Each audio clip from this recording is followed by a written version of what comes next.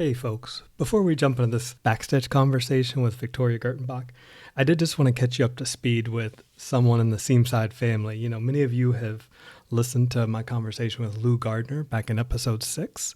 And in that conversation, we talked about how she was diagnosed with cancer back in 2020, had bounced back, and apparently had made a really good recovery. But recent tests have shown that the cancer's come back, and it's now in her adrenal glands and in her brain. And so now she's faced with quite a bit of medical expenses, and I know that she could use our support. So if you got a couple spare bucks or pounds or quids or euros or whatever you may have, I know she'd really appreciate any support that you could lend her way. I'll put a link in the show notes to Lou's GoFundMe. Thank you so much. I know she appreciates your generosity. As Seamside grows up, one of the things I'm most excited about is this idea of the backstitch episode, where we get to go back and revisit artists and see what's transpired in their lives and in their work over the last year. And so in this conversation, I sit down with Victoria Gertenbach, who you probably listened to in episode 4. If you haven't, I would highly recommend you check out that conversation. Victoria is a textile artist based in Lancaster County, Pennsylvania, and who draws a lot of inspiration from the giant, capacious Amish barns of the area, and works a lot with natural dyed fabrics and found materials.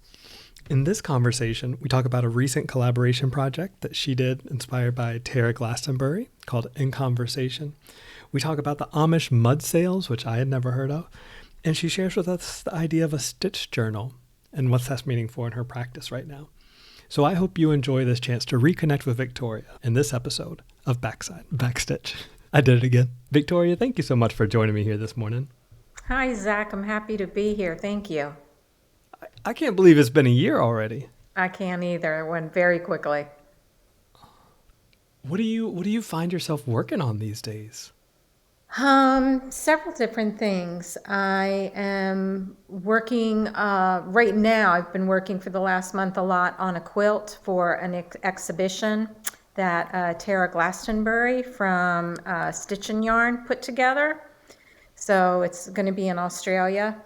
And she took 6, I think, Australian quilters, and each of those invited a non-Australian quilter and started to have a conversation with each other. So you're in pairs and with Tara, and you start to have a conversation with each other, and then you each do a quilt based on something that came out of that conversation.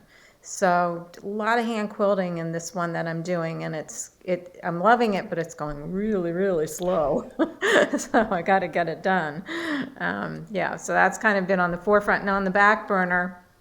Well, hold on just a second before we get to the back burner, because I got a front burner question for you. So you had this conversation with Tara. Yeah. And what were your themes? What did y'all end up settling on in conversation that you decided to work with in your pieces? Well, when she first contacted me, she said that the two things that she really hoped that we included in whatever we wound up doing was using reclaimed fabrics, which we both have a tendency to do already, and hand stitching, hand quilting, which we both do a lot of. So that was cool. And then on my end, I threw out some ideas based on that and things that I'm interested in. I feel like I kind of hijacked it. I was, I wanted to talk about memory and how cloth holds memory. And I think we had talked about that last year, you and I. So that's always a kind of a continuing curiosity of mine. And when we got together, we talked about those things and the different marks on cloth and how did they appear and what's the backstory. And she had some stories and I had some stories, and we talked about mending and the holes and who owned things before and how we could add to that. All kind of familiar things for me, but things that I am not done delving into and trying to fish out and explore. So that was great. Victoria, so much of, when you crossed my mind ever since we last talked, you wander in and out of my mind from time to time. And I always think of you in a barn. I always picture you walking around a barn and checking out the boards and the frames, making sure everything's steady. That's funny. Well, I've been in some, not really barns lately, but I've been going, my husband and I have been going, this is the season in Lancaster County for Amish Mud Sales. And do you know what a mud sale is? Never heard of it. It's a big thing around here this time of year, and they call them Amish Mud Sales. It's really a mud sale, but a lot of Amish participate in them, so that's kind of how it got lumped together.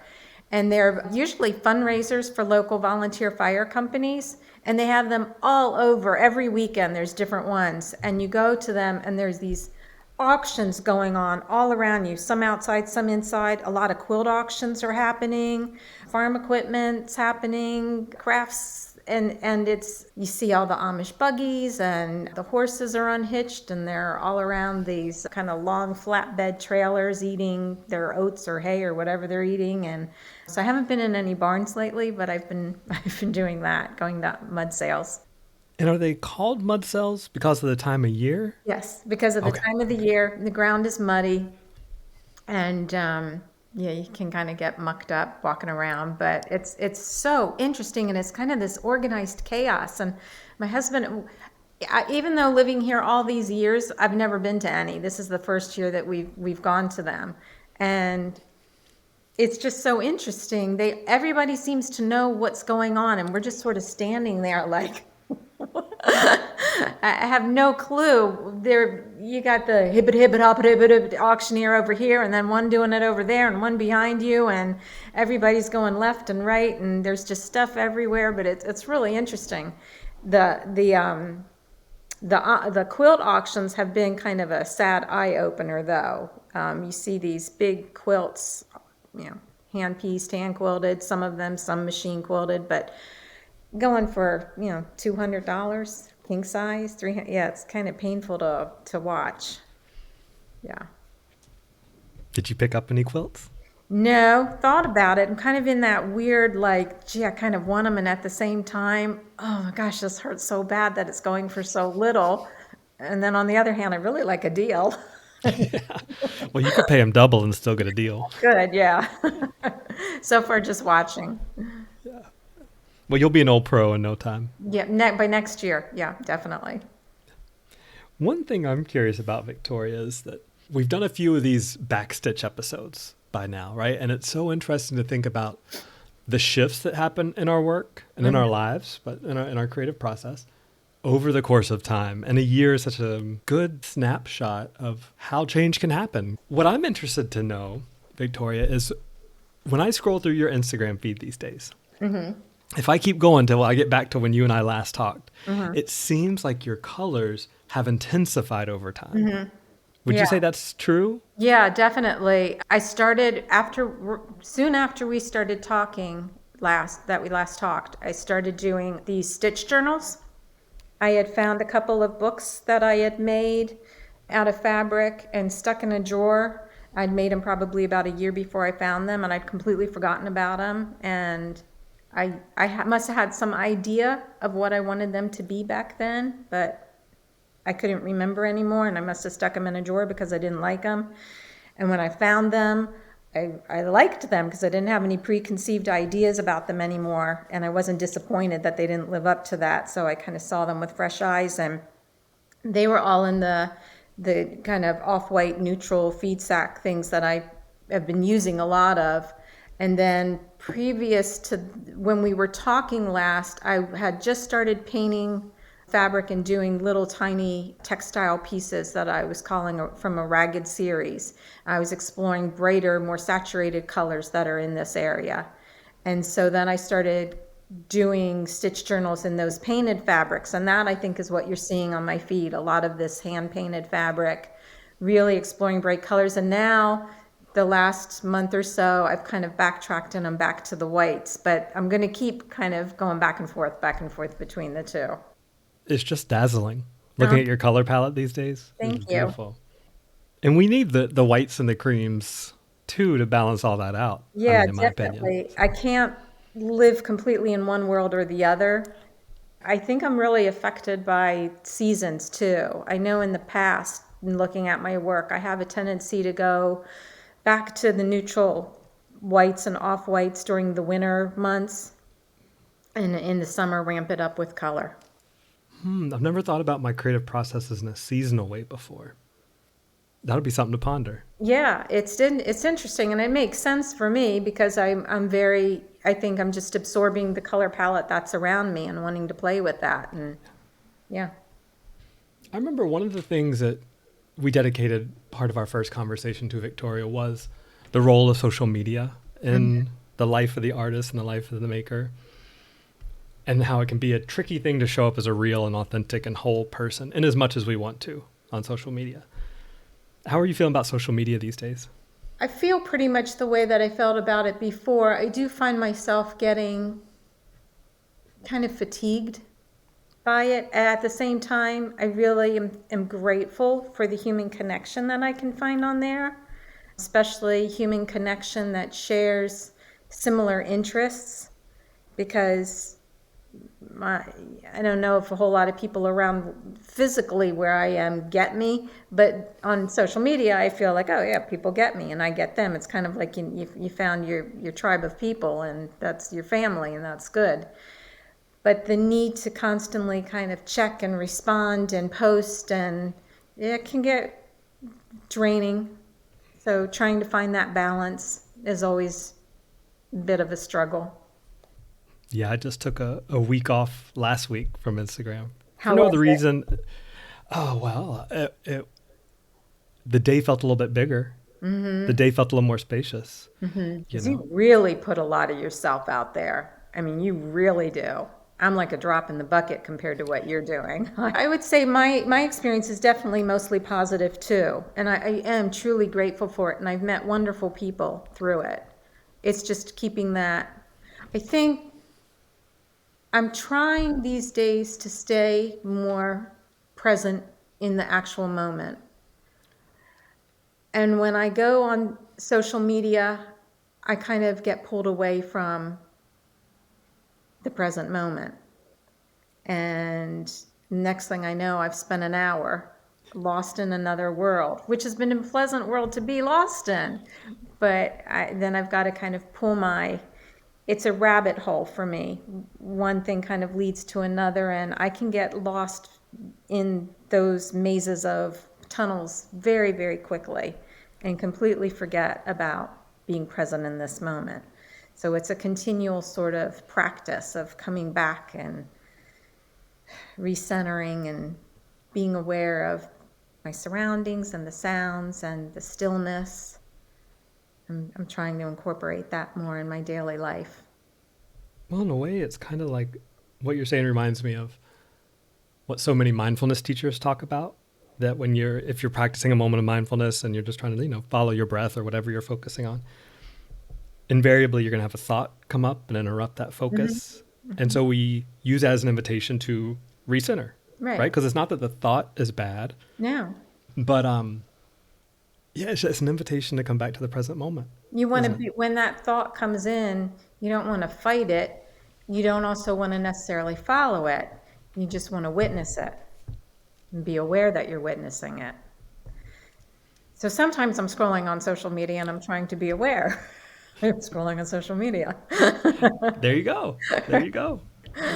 What's coming down the pike for you, Victoria, that you're excited about? What kind of projects interested in exploring?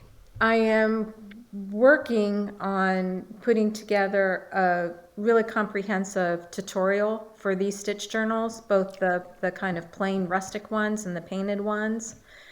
So I hopefully I've kind of taken a break from that as I'm working on this other quilt project, get back to that, finish that up, and been playing around and want to continue to explore some what I'm calling organic stain making. So it's basically kind of echo dyeing, but echo dyeing in a really curious, playful, completely unscientific way. What does that look like for you? Well, it can look like lots of things. It can look like laying fabric out and putting different objects on and letting it just sit for weeks and see how those objects interact with the fabric and the elements and what kind of marks they make. It can be laying things on top of a pile of dirt with rocks on them and see what happens over time. It can be boiling them in a mixture of like iron water and aluminum, and it's kind of called this dirty pot method, but I'm not doing it the way you're supposed to do it because That would be too, I don't know, structural for me. Just playing with different techniques that I'm learning about and exploring, but putting my own twist on it. Some things you can make these stains within a matter of hours or a matter of weeks. It depends on what you're doing and what you want to do. And I hang this stuff up on the line, and it just looks like a lot of dirty rags. There's this one picture I saw that you posted that is this beautiful image. The colors are so just like vibrant and saturated, and it looks like an old table linen that has some cutout pieces that have been dyed brown, maybe Oh, it was rust, I'm like not sure. they were napkins, old vintage Yeah. napkins. Yeah. But hung out in the sunlight and the sunlight pouring through it. Those were rusted. Yeah, I Yeah. wrapped them around a rusty pole, and yeah. Some people would look at that and see pretty, and other people would look at that and think, oh.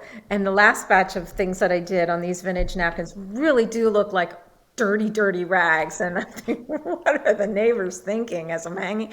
Yeah, I'm just like every day I'm hanging things up, and then I'll let them out there to weather for a couple of weeks and take them down and do something else to them and put them back up on the line and let them weather. And it's just this constant display of dirty rags. But when I look at them, I see that kind of patina that's on the barns and the silos and that's exciting to me. I love weathered cloth, and when I see an actual piece of tarp or cloth that's been left outside to cover something up, and I just see the dirt and the age of just I don't know, what am I trying to say? Again, the patina, I keep saying the patina, but I don't have a better word for it. That's come of it being used and being out in the elements and being stained, and I'm fascinated by that. So I'm trying to recreate that in a kind of more sped up way that than I can play with. Now, have you ever buried any fabric like Emma Freeman does? Yeah, I did a quilt. It was an attempt at echo dyeing. Echo. I always say echo. It's eco. I always say echo dyeing. Ah, eco dyeing. Geez, I'll never get that right. Eco dyeing. It was that I had done maybe 10 years ago, and I thought these things, it had come out kind of neat. I thought all these different pieces of fabric that I had eco dyed, and then I sewed them all together into a quilt top, and it was butt ugly. It was so ugly. So I thought, okay, I'm going to bury this, because years before that I'd been to a quilt show, and I wish I knew the artist who had done this, but they had taken pieces of silk, mostly I think it was silk, and they buried it in the bed of a creek for several months. It was 3 to 6 months. And when they unearthed them, there were holes eaten in it, and there were stains of like leaching on there, and it was fascinating. And they did this amazing quilt. So I thought, I'm going to bury this butt ugly quilt top that I have done, and I'm going to, bury it in the fall, and I'll dig it up in the spring. And when I went to dig it up, there's nothing there at first. And I keep digging, and then I find a piece of thread with one little piece of fabric on it. I mean, like tiny piece of fabric. And I realized the thread was polyester, and I remembered I had run out of cotton thread, and I had some polyester in the same color, so I switched to that. Everything else was cotton, and except for that tiny little piece, smaller than a postage stamp of fabric, hung to that piece of polyester thread. Everything else had been eaten. I didn't realize I had such intensely good soil, because it's pretty clayish, and because I have a lot of earthworms, I don't know. But bugs or something ate all that entire quilt top. It was probably, like 4.5 or 5 feet by 5 feet quilt top, and gone. So I don't bury things. Like, she's gutsy to bury things. I just lay things on top of the dirt and put rocks on them. I want to be able to see that it's still there. That's incredible. That really, and that's in the wintertime It too, was right? in the winter. I buried it in the fall, dug it up in the spring. Yes. So imagine what would happen in the summertime. I mean, I just know. snapped up. Yeah, that was crazy. I still have never gotten over that. And I had done this whole blog post where I was, showing that I'm burying this quilt, and I'm going to show you all what it looks like in the spring. And I'm thinking it's going to be, and I never did a follow-up post because there was nothing. You should show us. I should have. We want to see that polyester. It was literally I don't even think it was more than like a yard or two long of polyester thread, and that was it. But I'm so thankful that I had that piece of polyester thread, or I would have thought I had gone completely crazy and had buried it in some other location, even though I knew exactly where I buried it. It was, yeah. Well, that gives me a lot of hope with my burial quilts, because I like to think that those disintegrate and return to the earth They easily. will. As long as you don't use polyester, they will. Noted. Definitely. Noted. Yes. Well, Victoria, I think we'll leave it at that. Thank you so much for coming back and spending some time with us a year later. I've enjoyed every minute of it. Thank you, Zach. It was a pleasure. I hope you enjoyed that conversation as much as I did. If you'd like to pay it forward, I'll put a link to Lou Gardner's GoFundMe down in the show notes. I know she'd appreciate whatever you could send her way. Thank you very much, and I'll see you next time, right here on Seamside.